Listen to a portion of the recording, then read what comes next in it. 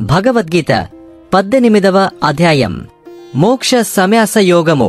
శ్రీకృష్ణుడు మరియు అర్జునుడు మధ్య సంభాషణ.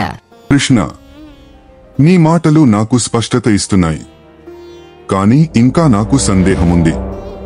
ఒక వ్యక్తి ఎలా త్యాగాన్ని సాధించగలడు? కర్మలు చేయకూడదన్న భావన ఏ స్థాయిలో మంచిది? కృష్ణ వివరణాత్మకంగా: అర్జున, మనిషి కర్మలను పూర్తిగా వదలలేడు. ప్రకృతి తన విధిని మనుషులపై వేసింది.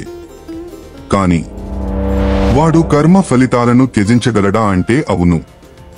తన శక్తి కన్నా అధికమైన పనిని వదిలిపెట్టకుండా, ఆత్మవిశ్వాసంతో, ఎలాంటి ఫలితాల ఆశలు లేకుండా పనిచేసేవాడే నిజమైన త్యాగి. అర్జున చిక్కుముడితో: కృష్ణ, నీ వాక్యాలు లోతైనవి, కాని ధర్మమనే నా కర్తవ్యాన్ని నీవు ఎప్పటికీ మర్చిపోమంటావు. అయితే ఒక వ్యక్తి తన స్వధర్మాన్ని ఎలా తెలుసుకోవాలి?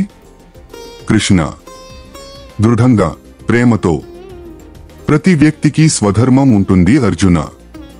అది అతని స్వభావానికి, గుణాలకు అనుగుణంగా ఏర్పడుతుంది. సాత్వికుడు జ్ఞానాన్ని ప్రేమిస్తాడు. రాజసుడు శక్తిని, బలం కోరుకుంటాడు. తామసుడు అయోమయంలో జీవిస్తాడు.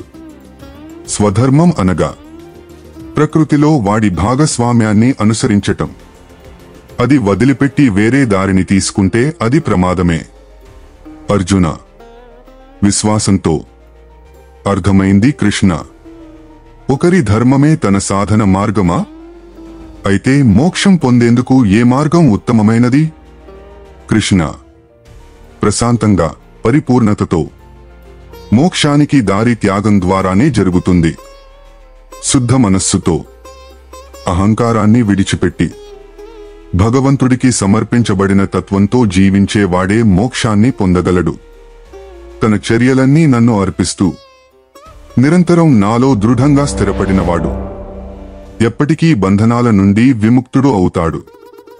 అర్జున ఆత్మవిశ్వాసంతో: కృష్ణ, నా మదిలోని సందేహాలన్నీ తొలగిపోయాయి.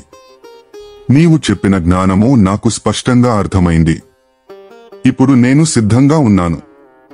నీ ఆజ్ఞను పాటించేందుకు నేను నా ధర్మాన్ని ఆచరిస్తాను. నా మనస్సు స్థిరపడింది. కృష్ణ సంతృప్తిగా: అర్జున, నీవు నిజమైన యోధుడివి. నిన్ను నేను కేవలం మిత్రుడిగా చూసేవాడిని కాదు. నీవు నా భక్తుడవు, నా ప్రియుడవు. ఇప్పుడైతే నీ హృదయం నిశ్చలంగా ఉంది. ఇప్పుడు నీ కర్మ యుద్ధమే అయినా అది నీ ధర్మం. ధైర్యంగా లేచి పోరాటానికి సిద్ధపడు. అర్జున ఉత్సాహంగా, ధైర్యంతో: నిశ్చయంగా కృష్ణ, నీ మాటలు నాకు జీవిత మార్గాన్ని చూపించాయి. నీవు చెప్పినట్లు నేను ఆచరిస్తాను. ఇప్పుడు నేను సిద్ధం, నా కర్తవ్యం నిర్వర్తించడానికి. కృష్ణ ఆశీర్వాదంగా: అర్జున, నీ భక్తితో నేను సంతృప్తుడనయ్యాను. నీ జీవితంలో విజయాన్ని సాధించు. జ్ఞానంతో, ధైర్యంతో, భగవద్భక్తితో జీవించు. ఇది నా ఆశీర్వాదం.